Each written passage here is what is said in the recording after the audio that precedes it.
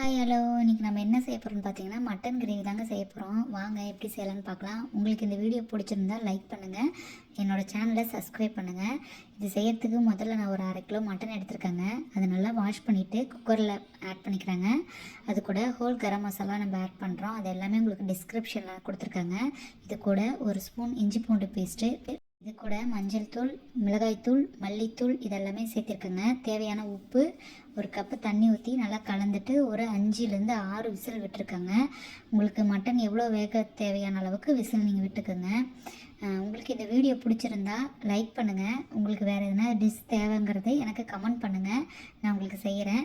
அதுக்கப்புறம் இந்த கிரேவி செய்யறதுக்கு ஒரு பேஸ்ட் அரைக்க போகிறோங்க. அதுக்கு தேங்காய், இஞ்சி, பூண்டு, மிளகு, ஜீரகம், சோம்பு, பட்டை, ஏலக்காய் இதெல்லாமே மிக்ஸி ஜாரில் போட்டு அரைச்சிக்கங்க. கூட ஒரு 10 சின்ன வெங்காயமும் போட்டு அரைச்சிக்கங்க. நல்லா தண்ணி ஊற்றிட்டு நல்லா நைஸாக ஒரு பேஸ்ட் கன்சிஸ்டன்ட்டில் அரைச்சிக்கங்க. உங்களுக்கு இந்த வீடியோ பிடிச்சிருந்தா லைக் பண்ணுங்கள். உங்களுக்கு டவுட் இருந்தால் கமெண்ட் பாக்ஸில் சொல்லுங்கள். ஒரு பாத்திரத்தில் எண்ணெய் வச்சுக்கிட்டு ஒரு பெரிய சைஸ் வெங்காயத்தை பொடி பொடியாக கட் பண்ணி போட்டுக்கணுங்க. நல்லா ஃப்ரை பண்ணணும். வெங்காயம் நல்லா கோல்டன் ப்ரௌன் ஆகிற வரைக்கும் வதக்கணுங்க. உங்களுக்கு இது சேனல் பிடிச்சிருந்தா சப்ஸ்கிரைப் பண்ணுங்கள். நல்லா கோல்டன் ப்ரௌன் வதங்கணும். பாருங்கள், இந்த மாதிரி வதங்கணும். இந்த அளவுக்கு கோல்டன் ப்ரௌனில் வதங்கிடணுங்க. இதுக்கப்புறம் ஒரு ஸ்பூன் இஞ்சி பூண்டு பேஸ்ட்டு சேர்த்துணுங்க. நல்லா இஞ்சி பூண்டு பேஸ்ட் சேர்த்து நல்லா பச்சை வாசனை போகிற அளவுக்கு நல்லா வதக்கணுங்க. நல்லா ஃப்ரை பண்ணி வதக்குங்க.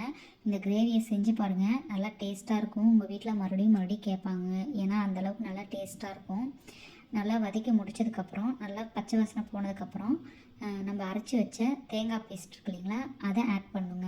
நல்லா ஆட் பண்ணிவிட்டு நல்லா இந்த தேங்காயோட பச்சை வாசனை போகிற வரைக்கும் நல்லா ஃப்ரை பண்ணுங்க.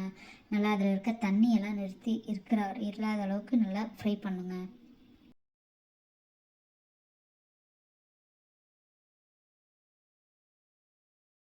பாருங்கள், இந்த அளவுக்கு நல்லா வதங்கி கொதித்ததுக்கப்புறம் நம்ம ஒரு ஸ்பூன் மட்டன் மசாலா, மஞ்சள் தூள், உப்பு இதை 3ஐயும் சேர்த்து நல்லா வதக்குறோங்க.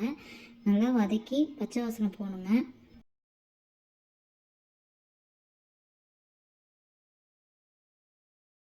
கிரேவி இந்த அளவுக்கு வெந்ததுக்கப்புறம் நம்ம மட்டனை சேர்க்க போகிறோங்க. தண்ணியை நிறுத்திட்டு வெறும் வேக வச்ச மட்டனை மட்டும் சேர்த்த போகிறோங்க. மட்டனை போட்டுட்டு ஒரு 5 மினிட்ஸ் நல்லா பரட்டி விடணுங்க.